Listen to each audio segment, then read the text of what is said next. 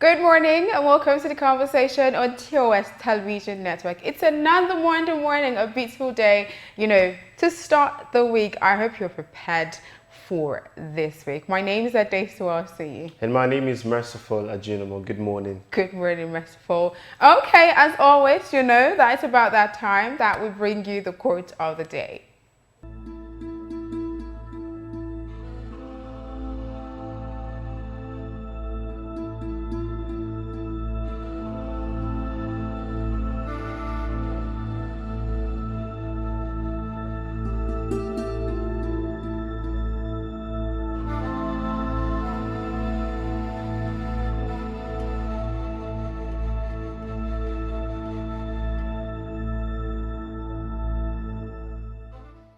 Yes, that was a Monday morning motivation for you. I mean, they always say starting is the hardest part. So yeah, you should have enough courage to start, but also you should look towards finishing, because it's one thing to start and it's another thing to actually, complete the task. What do you think, Westfall? Yeah, definitely. It's one thing to start, it's another to complete it, because according to what Jessica is saying, I really do much I agree with her, because, when you start, is as though you're putting so much energy, but the energy that you require to continue is more than the one used to start. So yeah. I've seen people start different journeys, but, quit it halfway along the way. Yeah.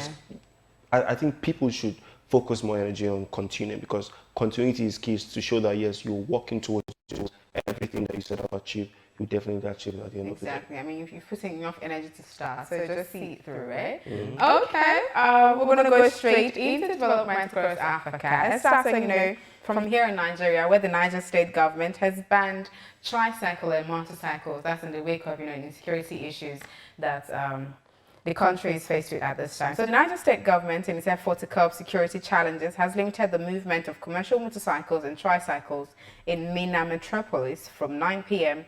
to 6 a.m. daily. Secretary to the government of Niger State, Ahmed Ibrahim Matani, in a statement, explained the decision was taken following the fracas and youth restiveness in Minna metropolises in some days ago.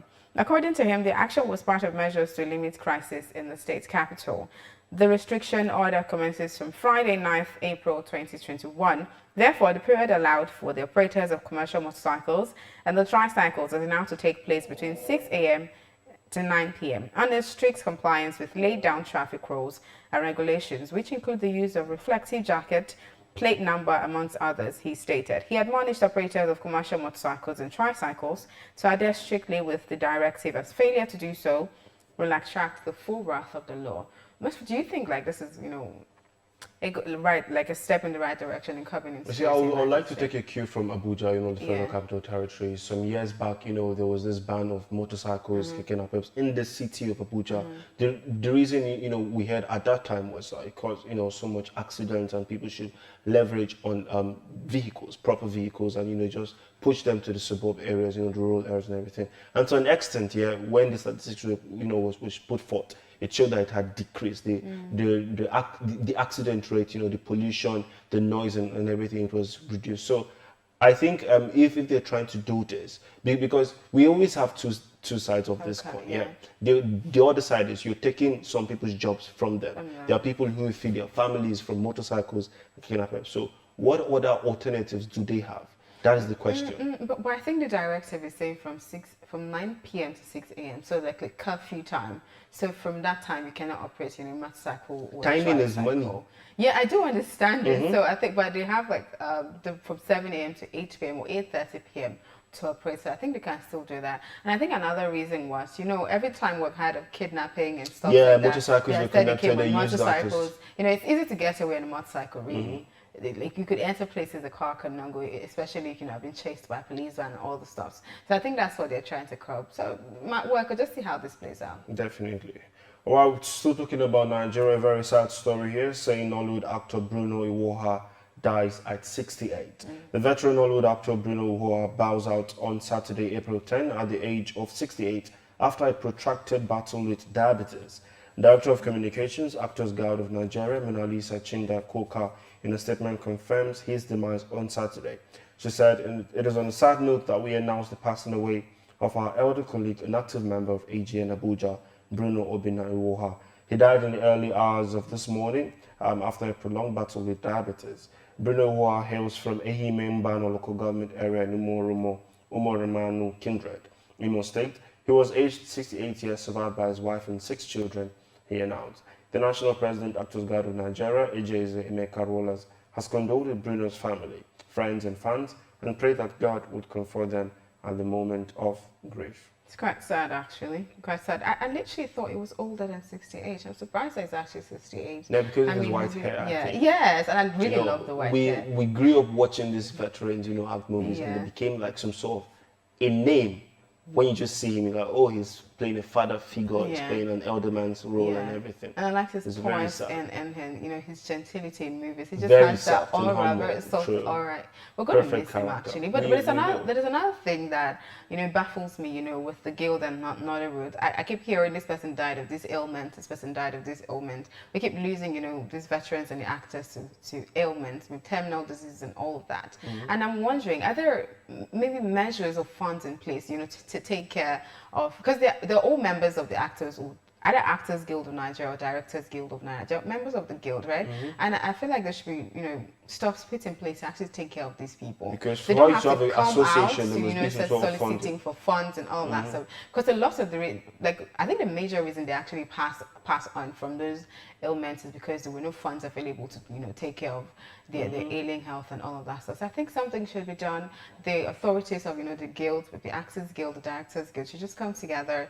I know that it might not be easy because, diabetes it saps a lot of money, but I think it should be, measures put in place to actually ensure that we don't keep losing these people, to ailments, stuff that can actually be avoided. Okay, PDP appoints Kogi former governor Idris Wada as chairman PDP screening committee on Anambra governorship election. That's in Nigeria. That's former governor of Kogi State, Captain Idris Wada, has been appointed by the National Working Committee of People's Democratic Party to chair the screening committee for its aspirants in the upcoming Anambra gubernatorial poll. This was announced by the National Organizing Secretary of the party, Colonel Austin Akobundu, in Abuja on Sunday. According to him, the party also approved the nomination of Southeast Zonal Secretary of the party, Chief James Ugu, as the secretary of the screening committee. Other members of the committee include Senator Ehige Uzamere, Mrs. Martha Bodunri, and Mr. Jones Onyeriri. It is expected that the aspirants will exercise exemplary conduct and strict adherence to rules and regulations during the assessment that would justify the confidence reposed in them by the leadership of our party, he said. The screening exercise is scheduled for Monday, April 12 and Tuesday, April 13 at the National Working Committee Hall, Wadata Plaza, Abuja at 9 a.m. The Independent National Electoral Commission, that's INEC, has scheduled the Anambra governorship election for November 6. And still talking about news, in the country, Nigeria, the Nigerian Defense Academy has denied the ongoing rumor that it had suspended Unified Tertiary Matriculation Examination as one of the basic requirements to gain admission for its 73 regular course. According to the NDA spokesperson, Major Bashir Jajira, in a statement on Saturday in Kaduna, the Academy have heard the fake news speculating the suspension of UTME for the incoming members of 73 regular course, hence the need to refute it. He said the Academy wishes to inform the general public that UTME is one of the basic requirements for entry into the Academy. All interested applicants in the Academy must have passed the UTME and attained an acceptable minimum national standard as determined by JAMB annual policy meeting before gaining entry into the 73 regular course. And the general public is advised to disregard any information circulating on social media purporting the suspension of JAMB 73 regular course. Well, that's quite interesting. And with that, we wrap up the Development Across Africa segment. We're going to be bringing you COVID-19 updates from across Africa right about now.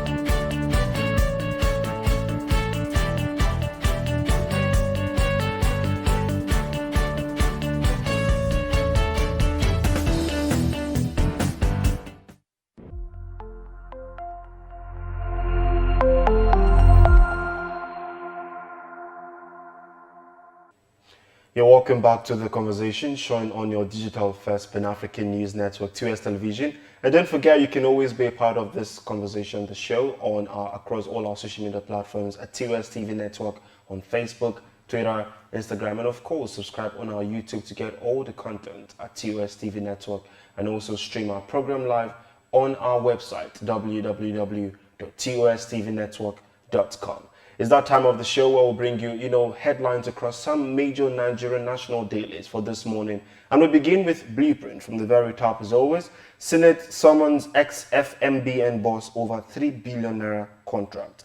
That particular story can be found on page 5 of the Blueprint. Another story is FCT police nab 17 cultists, recover arms, ammunition. That can be found on page 17.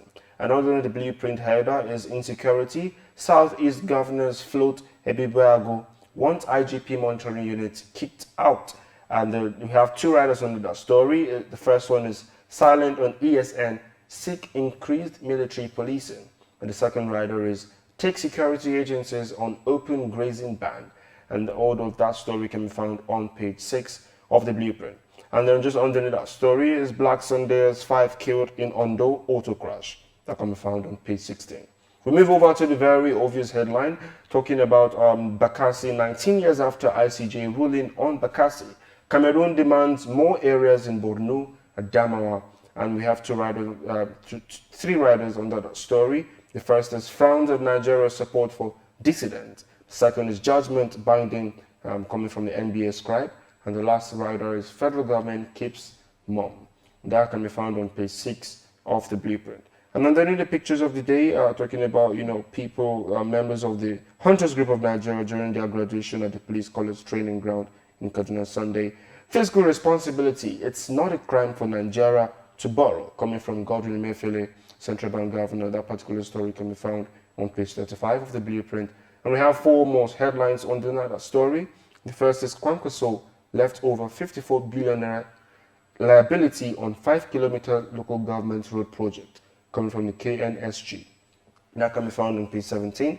And the second is more Nigerians to access cheap renewable power, coming from the Vice President of Nigeria, Osinbajo, and that can be found on page 36. And abductors coming for politicians, traditional rulers, freed Imo monarch reveals. You can see the details of that on page 7. And the last one talking about the Ramadan. Look out for new moon today, Sultan tells Muslims, and that particular one can be found on page 5. Okay, so that story where the central bank governor is saying it's not a crime for Nigeria to borrow. Of course, it's not a crime for Nigeria to borrow.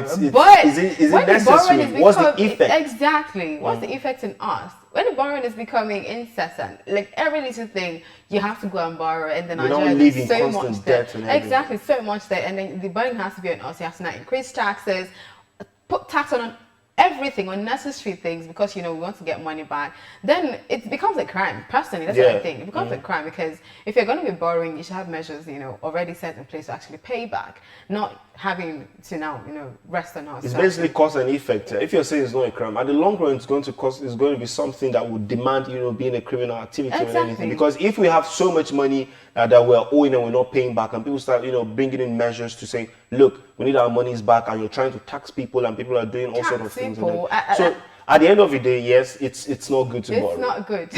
Borrowing is not actually good. So in as much as the country needs money and to run a few things, I think we should just look internally to see how we can harness more, raise more money and stuff like that, instead of going back and forth to borrow. Okay, all right, moving away from the Blueprint newspaper to the Nigerian News Direct, starting from the very top. NSCRA directs Muslims to look out for Ramadan moon on Monday, that's today. And then beside that one, God promised me Osun will rise again. That's coming from the governor of Osun State, Oyetola. Lagos CP dismantles illegal roadblocks, vows to rid the state of criminal activities. And then moving to the very gaping headline on the Nigerian News Direct. On insecurity, Southeast governors constitute joint security outfit, ban open grazing. The rider under that headline, Igbos want equity, fairness, justice, not Biafra. That's coming from Governor Hope Uzodinma. That story is on page 2 of the Nigerian News Direct. And just underneath the picture of the day, NAFDAC warns Nigerians against using chemicals to enhance food and drinks. Only credible Nigerians should get chieftaincy titles, that Governor Makinde advises traditional rulers.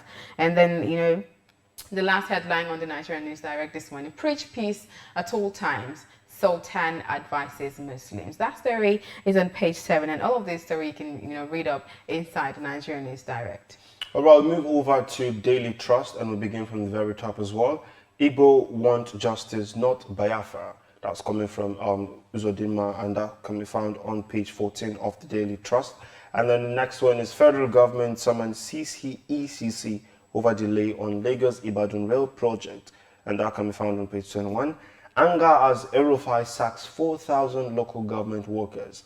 Well, if you want to get details of that, you can grab a copy of the Daily Trust and find out on page 6. And then the very obvious headline there is talking about Boko Haram, 6 killed, UN hub, others destroyed in Borno State.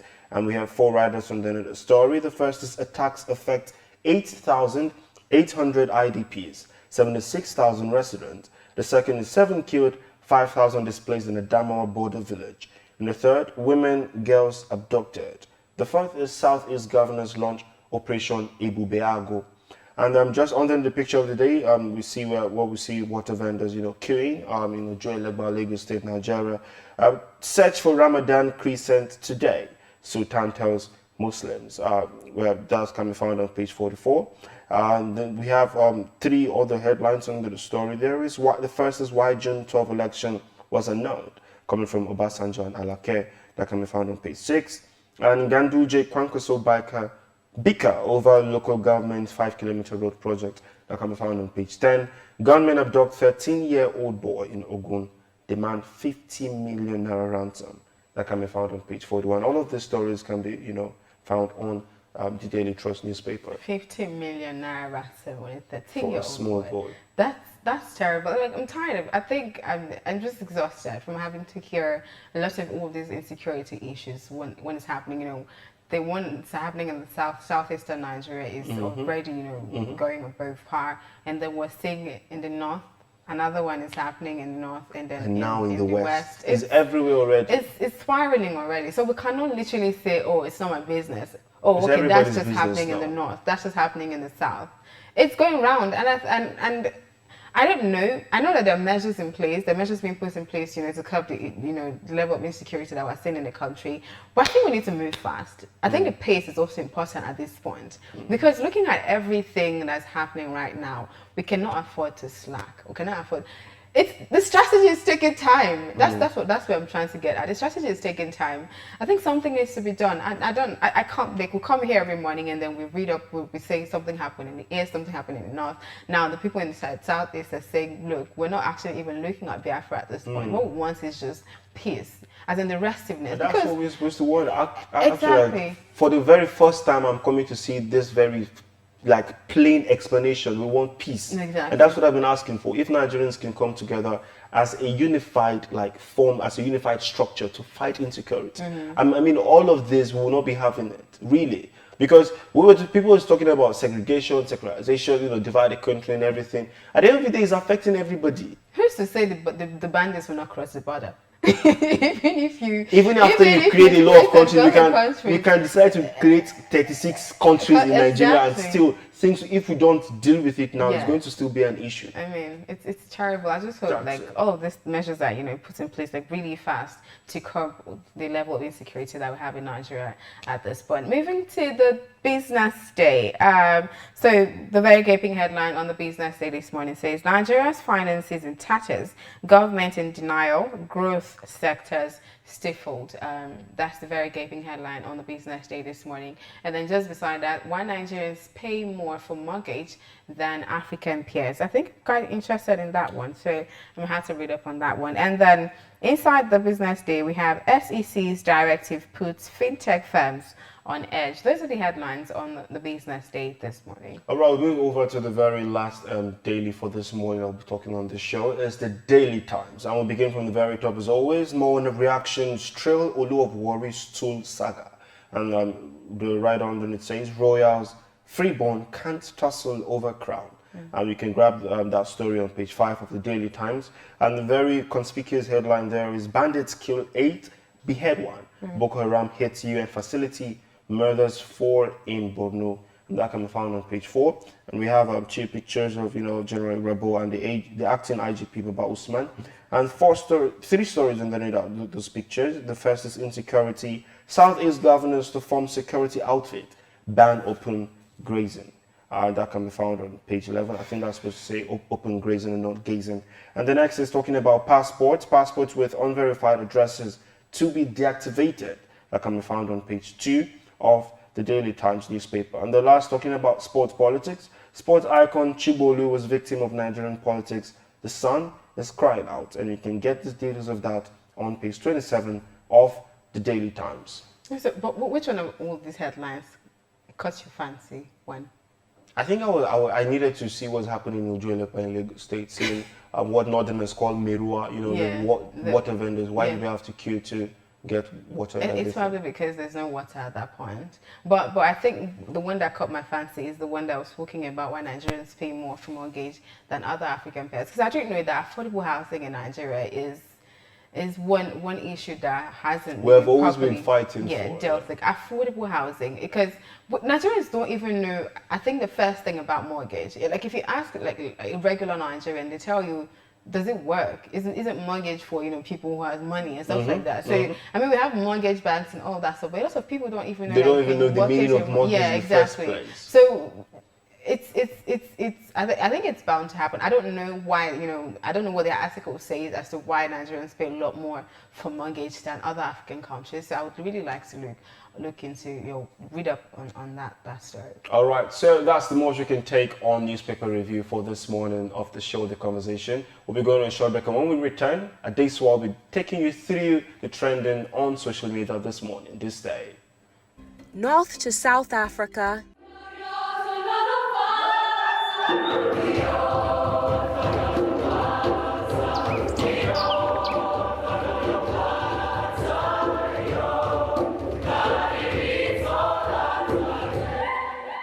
East to West Africa,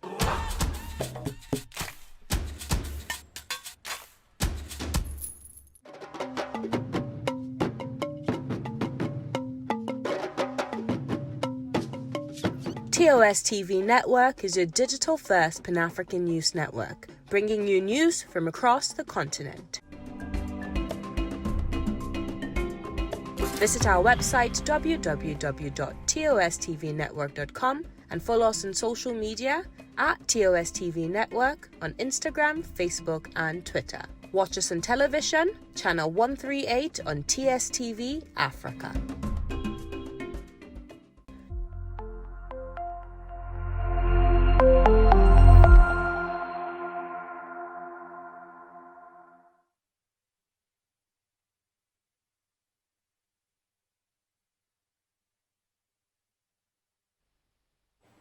Welcome back. It's still The Conversation on TOS Television Network, and it's about that time where I take you through what is trending on social media, what has been trending on social media in the last 24 hours. But before we get into all of that, as I always say, you can join the conversation by following us across our social media platforms, TOS TV Network, on Facebook, Twitter, Instagram, and also subscribe to our YouTube channel so you don't miss out on anything. Also check out our website. It's www.tostvnetwork.com. Now, bringing you back into what's trending on social media, and the hashtag Peter Obi has been trending on social media. So like myself and I, always say, the race to, 2023 general election is becoming stiffer. A lot of developments have been happening, and I do know that the Igbos have been saying, look, it's time for us, to claim take power. To take power. It's time. I mean, we've seen it. The North has had it. The West has had it. Now it's time for us. And then they're, fronting Peter Obi as who is the most credible candidate to come from Eastern according Nigeria. To Twitter, Nigerians especially according to Nigerians on Twitter. So there's been quite a number of reactions, trailing, the choice of candidates to run for presidential election from Eastern Nigeria. And I'm going to, read out quite a number of those tweets to you. The first one is from. Okay, so this one is in response to a tweet from the handle at Damina Bo. She says, the level of hype Peter Obi gets on Twitter, and you'll think it transformed Anambra State as a governor. And in response, at RSO Prem says, did Buhari transform Katsina, but you people hype him despite his incapabilities? Peter Obi did transform Anambra State, and he saved the state billions of naira, something your Buhari could not do, because him they like they borrow. And then this other one is from Mahatma FA2GA. It says, most people that will vote for Tinubu or Yahaya Bello are not on social media. Therefore, online campaign can never get you the real vote. If truly Peter Obi is serious about his ambition for the presidency, then we should have been seen steps taken towards the goal. My take. And then this is from YC_Douglas. Yes, I am full-blood Northerner. The only person I feel and trust can make Nigeria work again is Peter Obi. I've been a strong advocate and will continue to. Peter Obi for President 2023. And then the last tweet is from Jessica Ogwata. She says, Nigeria need a vibrant technocrat, self-aware, cosmopolitan person who respects and shows sensitivity to our diversity. Peter Obi possessed all it takes to unite and transform this country. The advocacy for Peter Obi, what do you think about it? Yeah, I think this is coming from people, Nigerians, who, you know, like I always say, Nigerians are just paying everything that's happening day in, day out. So there's this constant need to reshuffle the cabinet, reshuffle every kind of leader we have governing anything, just in the hope to make things work. Now, I'll definitely agree with the tweet that says, my take. I think if we were talking about people, they should come out and, you know, make their intentions known, so we'll know if these people are actually coming out to, you know, vote to contest, yeah. And people can now vote for them. But we've not seen any big things happening so far. Before now, we spoke about, you know, Tinubu, the whole controversy. He was doing something project. You know, people are already doing things, but we're not seeing anything. So, and the way Nigerian election works is, you start to show yourself bit by bit before, because we're only 2 years, you know, before the next election. So let's see if he really wants to contest, and let's see the kind of, you know, traction that he will generate. Because I definitely know that people are looking. You know, the President Muhammadu Buhari has come to his last tenure in government, so we're definitely getting a new person. So we need all the hands. Personally, I want to see everybody that we have before I can now decide who I'm going to vote for. Okay, but I think at this point we cannot really start seeing who's coming out, you know, to contest for presidency. Because it's not even next year that you start seeing them coming out, like saying, look, I want to run for presidency, and start campaigning, propaganda, whatever it is that we're going to get. So now we're just going to see, you know, the speculations are just going to keep flying, and then just bits and pieces of everything. We're going to just keep seeing all of that. Okay, that's what the most we can take on, you know, what's trending on social media segments. We're going to go on a break now. What I like to call the most important break of all. When we come back, we'll be taking you on the big story.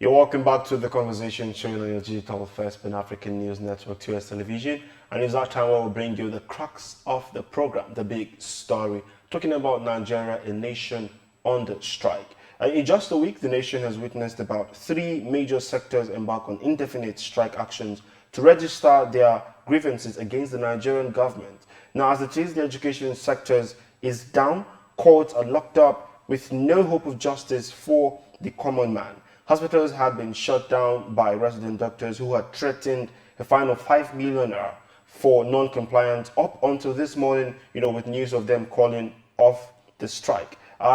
In this, amid the threats by the academic staff in universities, as well the Nigerian Union of Petroleum and Natural Gas Workers, the PENG, and other unions to also embark on a similar path.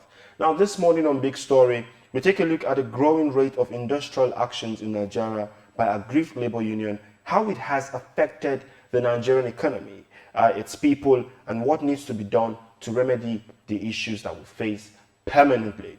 Joining us on this episode of the show is to shed more light on the big story is Comrade Ibrahim Badaru, and he is the chairman of the Academic Staff Union of Polytechnic from the Hussaini Adamu Federal Polytechnic in Jigawa State. Thank you so much for joining us on the conversation, Comrade Ibrahim. Thank you very much. Good morning. How are you doing? I'm fine. Good. First of all, let's go straight into the issue. Can you intimate us with the details of your union's demand and what has triggered its decision to embark on an indefinite strike? Yeah, you see, the ASUP has been very, very considerate, considering the fact that so many things has been done for a very long time. Since March 2020, we have given the government ultimatum. It has elapsed. And we considered that there was this issue of pandemic of the COVID-19.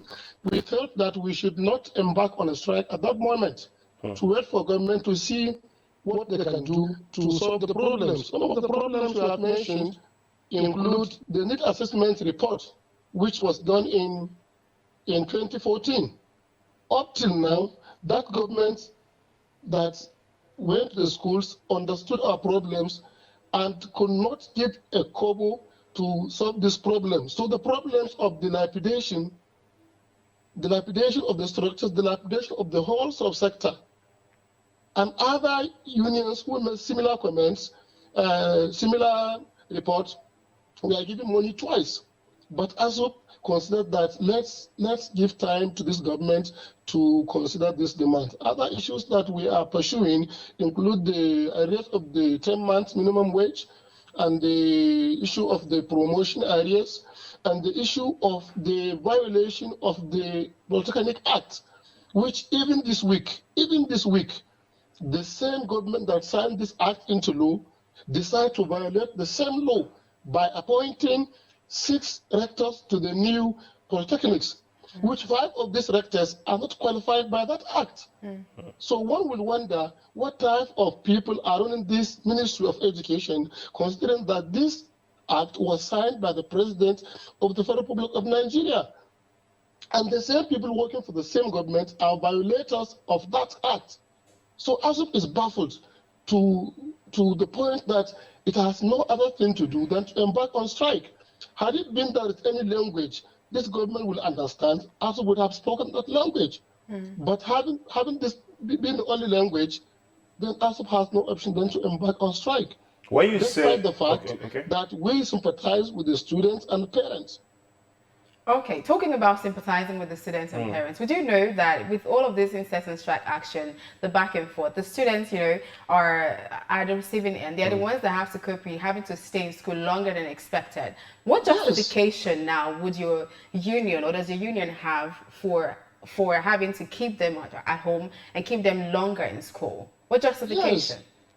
The students are at the receiving end because the government that is supposed to give these people the right, to do the right thing, refuse to do it. So the students have to be at the receiving end because we are trying to solve the problem once and for all. If there are so many things that are lacking in the sector, we found out that we will be graduating half-baked students because some of these things that are going to be used to give them the right education is not there. The funding is not there, the facilities are not there, the training and what have you are not there. So we have to go on the strike because we have to solve the problem once and for all. Because we don't have to come back now. If you look at ASUP strike, we have been very, very careful in going to strike. So many other unions have gone to strike so many times, but ASUP did not. Because we felt that the students in polytechnics are the children of masses, people who could not afford to take their children outside the country. We felt the feelings, we are parents too. So we felt that these children should exercise some patience and let's see what we can get to improve the situation of the polytechnics. So it's not a selfish issue of the of arrears only or of the minimum wage. No, the focus is on the development of the sector. Is the most important thing we are trying to put to place. Because if you don't go by the rules, if you don't do that, now look, there is this quick response committee that was in place in 2017 to resolve the issues in polytechnics. That committee did not sit for a very long time. This committee would have solved all the problems that have been puzzling the issue, the sector. So it's just awesome. It's just amazing to have a government that signed a law into being and still violate that same law. Okay. But in as much as I do understand and appreciate your consideration, saying, look, other unions have gone on strike incessantly, but ASUP has been very considerate considering the students are putting that in place.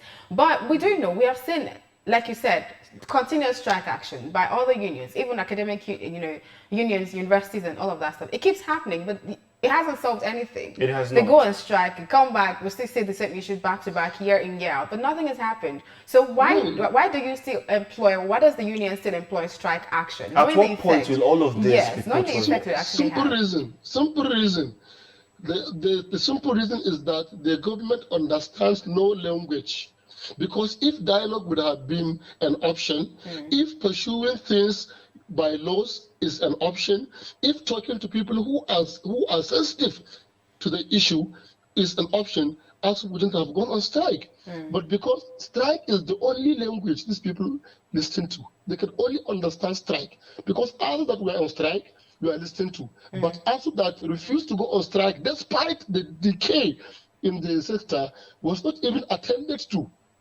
So it was left with no option than to go on the strike. And you could even imagine the ASUP strike ASUP gave 3 weeks grace because the declaration was done in Katsina in March, I think 19th, and the strike was to commence on the 6th. 3 weeks grace. That would have given a serious government enough time to call for dialogue, which they did not. Until when the strike is on, then the minister called them. And even that meeting, you must have heard, that is only to introduce the issue again after the whole year. So you see, you will be surprised that is this the government that signed this act into law? Is this the government that says it is serious on education and the education of technical knowledge, where serious countries are taking very, very important, because with this education of ours, it will go a long way in alleviating the socio-economic problems of Nigeria. Other countries developed our sector better than the other conventional, the other sectors, because if youths are trained technically, you find out that they employ others. They don't wait for employment to come their way. Yes. So in that regard, polytechnic education should have been given priorities. So that youth should go into trades that will sustain them and their families. But to be candid, the neglect of the sector by the Ministry of Education, by the government, is just disturbing, that the union has no option than to talk to them, and at the last point now embark on a strike. All right, comrade, it is as though the government has, grown a thick skin, towards all of this. What is now, what is the expectation of those who are at the receiving end? What do we see? What is the hope for the children, the students who are, in the polytechnics? If the demands are not being met, in a considerable amount of time. Yeah. Yes, you may be baffled to know that some of the students are in NG1 for the past 2 years. And that's terrible. Very, very serious. Very, very serious. A diploma program of 2 years is now extended to 3 to 4 years, just because we want to do it, and the government, who should be more serious about doing that, is not willing. So the future is very dull. The future depends now solely on the government to come in and do the needful. So the government is most expected to act well.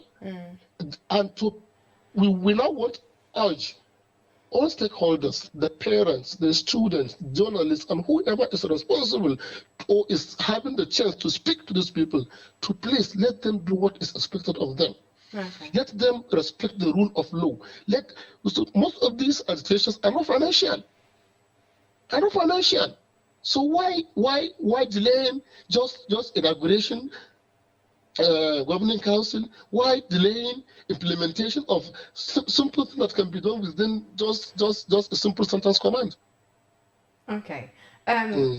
We know that the president isn't in the country at this time.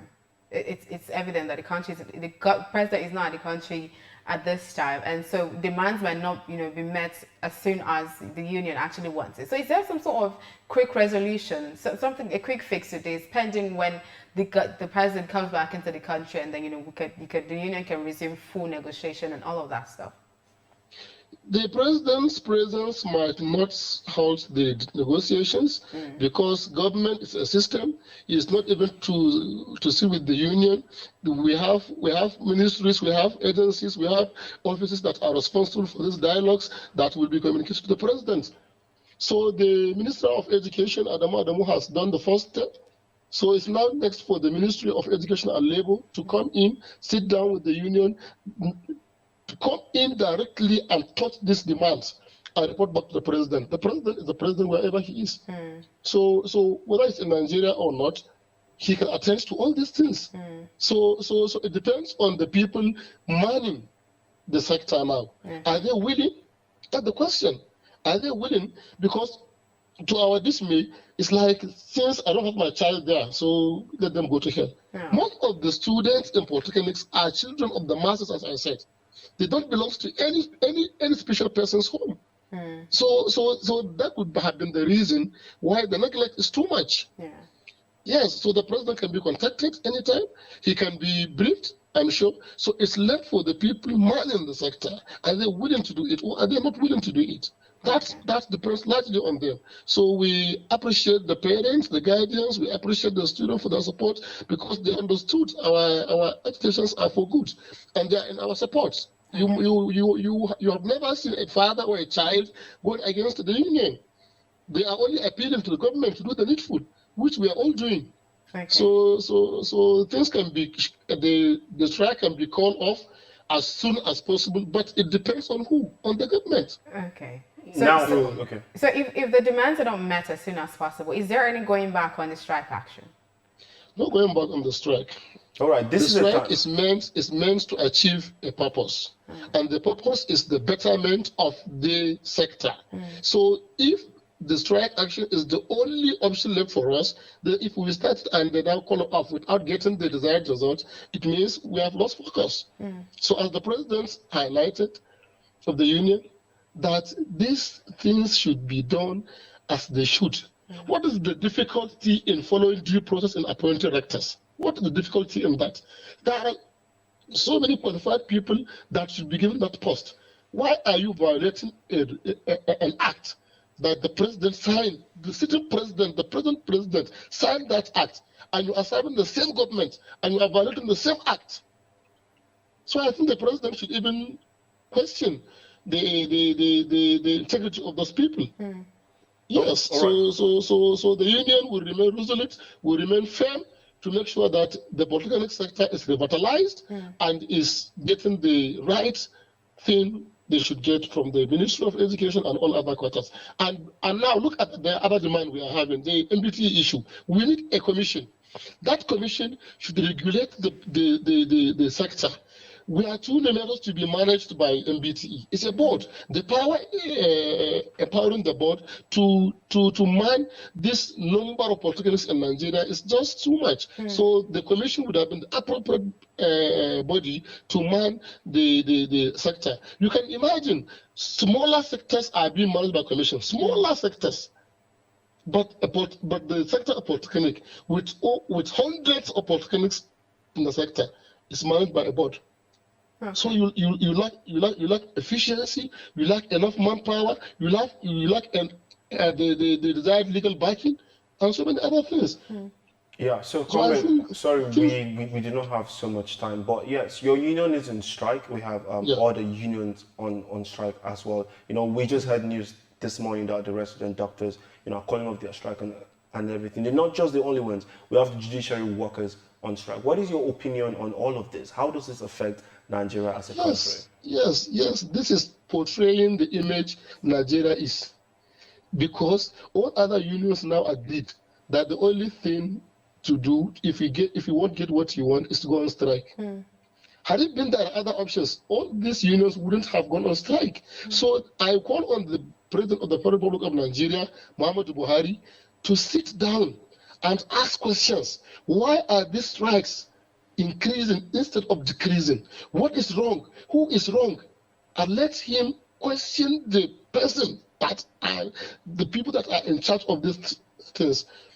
So you see, the issue of everybody going on strike is telling you that the decay has gone so much and has gone so far that it needs to be curtailed. And who is to do that? The president should monitor, should supervise very well, ask questions, come down to the grassroots and know the real picture of the whole thing and act to immediately to stop these things, because the strike actions are increasing. So many will even come up. Why? Because nobody is getting what he wants or what is deserved of him. Okay, but how? So I call on the people and the helm of the affairs to do the needful. Okay, but the big question here is, before we let you go, in your opinion, how did it get this bad? How did it get this bad in Nigeria, where we have so many?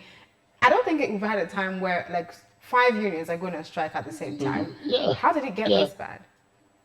It has gone bad because small things are not taken care of at the beginning. If you have an issue that started so small, try to nip it, try to stop it at the initial stage.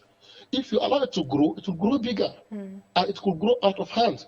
So this issue of decay, corruption must have been a factor. Lack of sensitivity is a factor.